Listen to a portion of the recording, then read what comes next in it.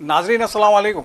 सियासत टीवी में आप सबका इस्तकबाल है। मैं हूं वाजिद खान और आप देख रहे हैं आलमी खबरनामा। सबसे पहले देखते हैं सुर्खियां। ईरान के साबिक रहबर आला अली खामेनेई की आखिरी रसूमात की अदायगी का सिलसिला जारी। 9 जुलाई को मशहद में रोज़ा इमाम रजा पर तदफीन अमल में आएगी।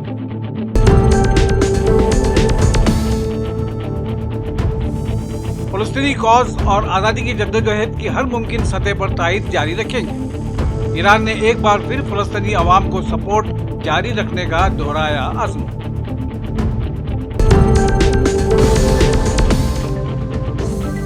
सिर्फ अमेरिका ही इसराइल का वाहिद ताकतवर साथी नहीं, इंडिया में भी मुझे तायद हासिल।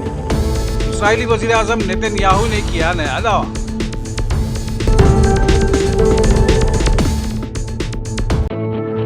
यूक्रेनी दारुल हुकूमत कैफ में रूस के मिसाइल हमले, कम से कम 8 अफराद हलाक, मुतादिद दीगर जख्मी।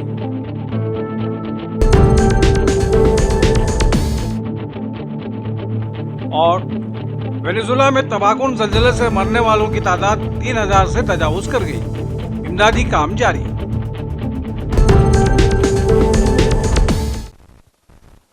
सुर्खियां आपने मुलाहिज़ा की और अब पेश खबरों की तफसील। ईरान के साबिक रहबर आला अली खामेनेई की आखिरी रसूमात की अदायगी सरकारी तौर पर जारी है। इसके लिए तेहरान और कुम में खुसूसी इंतजाम किए गए हैं। अली खामेनेई और अमेरिका और इसराइल के हमलों में हलाक होने वाले उनके दिगर अहले खाना की नमाज जनाजा इतवार के रोज़ तेहरान के बड़े मजहबी और सकाफती मरकज़ इमाम खुमैनी मुसल्ला में आयतुल जाफरी सुबहानी ने पढ़ाए।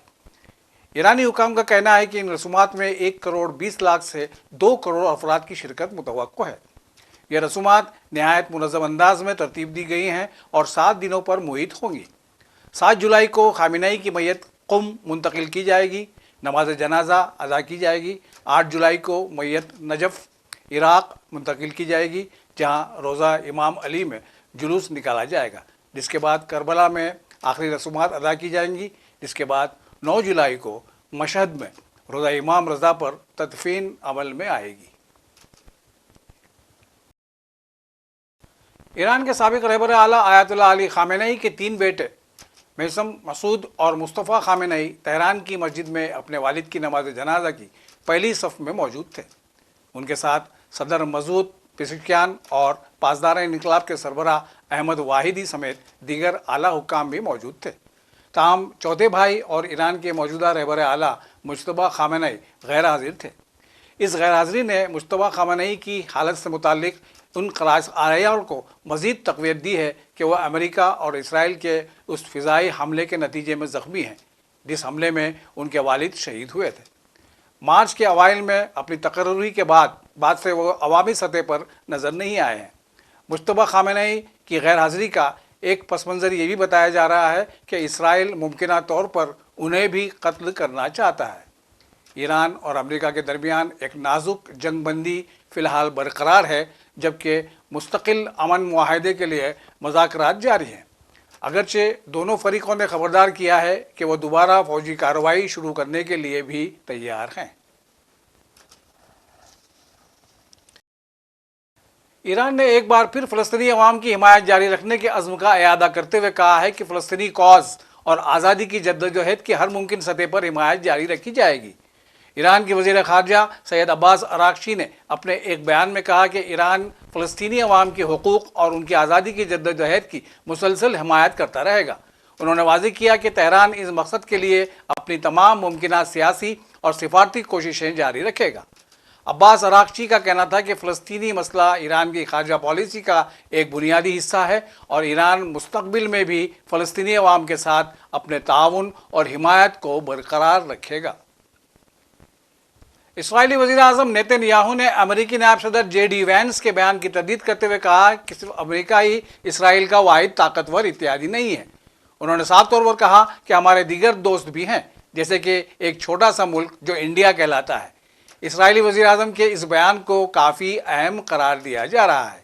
पेश है इस सिलसिले में सियासत टीवी की ये रिपोर्ट।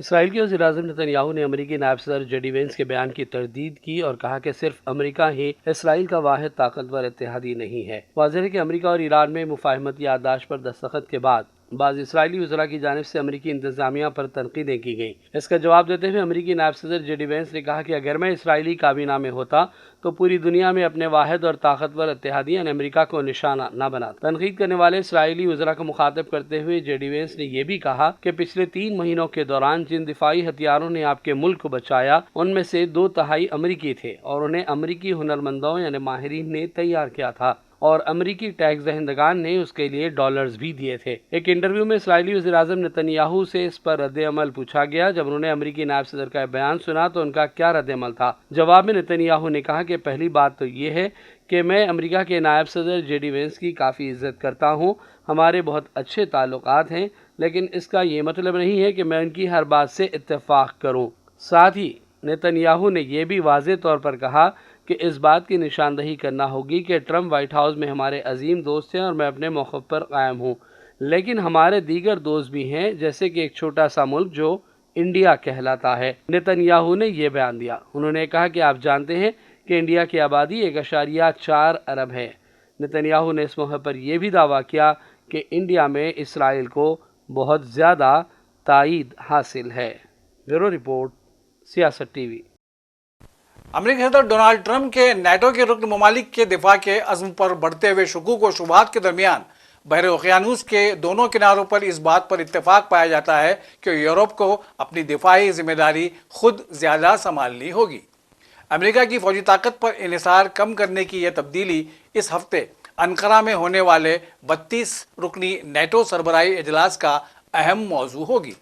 صدر ٹرمپ نے نیٹو پر اپنی تنقید جاری رکھی ہے۔ حال ہی میں انہوں نے ایران کے خلاف اپنی جنگ کے حوالے سے ہو رہی اتحادیوں کے رد عمل پر بھی سخت تنقید کی۔ وہ بارہا ایسے بیانات دے چکے ہیں جن سے یہ خدشہ پیدا ہوا کہ اگر کسی رکن ملک پر حملہ ہوا تو آیا امریکہ نیٹو کے آرٹیکل 5 کے تحت اس کی مدد کرے گا یا نہیں۔ اب معاملہ صرف بیانات تک محدود نہیں رہا۔ اقتدار میں واپسی کے بعد صدر ٹرمپ انتظامیہ نے واضح کر دیا ہے کہ وہ چاہتے ہیں کہ یورپ خود اپنے دفاع کی قیادت کرے، جبکہ امریکہ دنیا کے دیگر خطوں پر توجہ مرکوز کرے۔ امریکی صدر ڈونالڈ ٹرمپ 4 شنبے کو ترکیہ میں منعقد ہونے والے نیٹو سمٹ کے دوران یوکرینی صدر ولادیمیر زیلنسکی اور شامی صدر احمد الشرا سے ملاقاتیں کریں گے۔ وائٹ ہاؤس کی ترجمان نے میڈیا کو بتایا کہ ٹرمپ سمٹ کے موقع پر ترک صدر رجب طیب اردوغان سے بھی ملاقات کریں گے۔ واپسی سے قبل ٹرمپ پریس کانفرنس بھی کریں گے۔ یہ ملاقاتیں یوکرین میں روس کے خلاف جاری جنگ کے 5ویں سال میں ہو رہی ہیں۔ زیلنسکی اور روسی صدر پیوٹن نے ٹرمپ سے فون پر بات کی تھی۔ زیلنسکی کا کہنا ہے کہ جنگ ختم کرنے کا حقیقی امکان موجود ہے، جبکہ ٹرمپ جنگ جلد ختم کرنے کے لیے پرعزم ہے۔ شام کے صدر الشرا کے ساتھ ملاقات کا مقصد واضح نہیں، البتہ ٹرمپ نے حالیہ دنوں میں شام کو لیبنان میں حزب اللہ کے خلاف لڑنے کی تجاویز دی تھی۔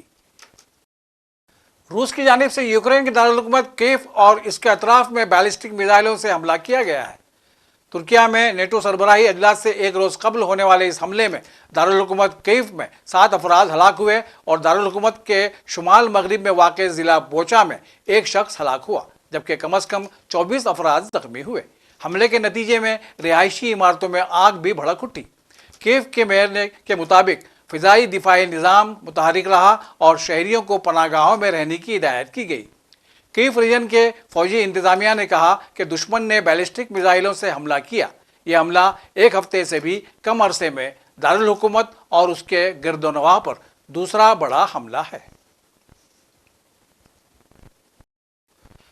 وینزویلا میں طاقون زلزلے سے مرنے والوں کی تعداد 3000 سے تجاوز کر گئی۔ وینزویلا کی وزارت اطلاعات و نشریات کے مطابق 24 جون کو وینزویلا میں 2 انتہائی ہولناک زلزلے آئے تھے۔ حکام نے تصدیق کی ہے کہ طاقون زلزلے کے نتیجے میں اب تک ہلاکتوں کی تعداد 3342 ہو گئی ہے، جبکہ امدادی کارروائیاں جاری ہیں۔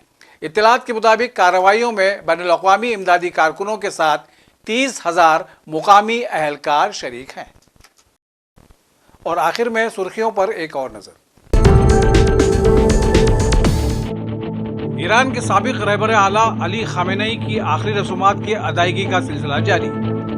9 جولائی کو مشہد میں روزہ امام رضا پر تدفین عمل میں آئے گی۔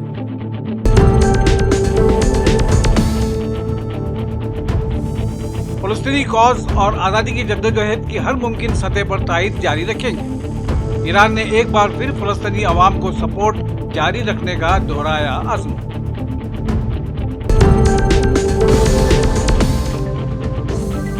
صرف امریکہ ہی اسرائیل کا واحد طاقتور ساتھی نہیں، انڈیا میں بھی مجھے تائید حاصل۔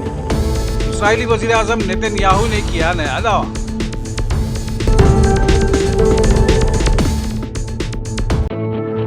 یوکرینی دارالحکومت کیف میں روس کے میزائل حملے، کم سے کم 8 افراد ہلاک، متعدد دیگر زخمی۔